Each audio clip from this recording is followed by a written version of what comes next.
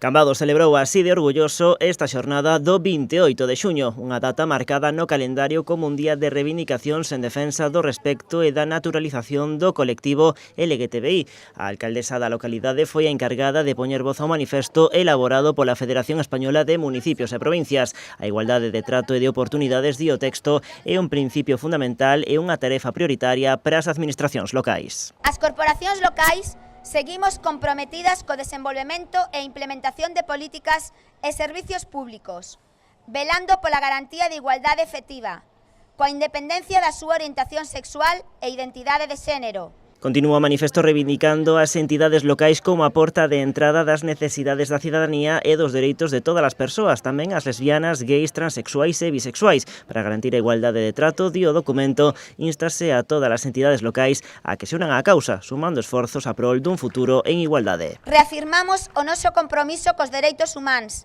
e, en consecuencia, coa diversidade sexual, así como da non discriminación das persoas pola súa orientación sexual ou identidade de xénero, recoñecendo os avances neste marco, ao tempo que mantemos a nosa firme determinación de avanzar na superación das barreiras que aínda perviven hoxe en día. Ademais da lectura do manifesto, o Concello Cambadés aproveitou hoxe para presentar o film 9 de novembro, a primeira película de temática gay rodada en Galicia e en galego, que está protagonizada polo cambadés Ademar Silvoso. Vaise proxectar na localidade o vindeiro 7 de xullo. O primeiro film, mirade no ano que estamos, no primeiro film con contenido LGTBI en galego.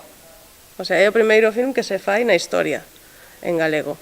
Hoxe tamén se anunciou que o segundo Simposio Internacional LGTBI de Cambados terá lugar no vindeiro mes de outubro.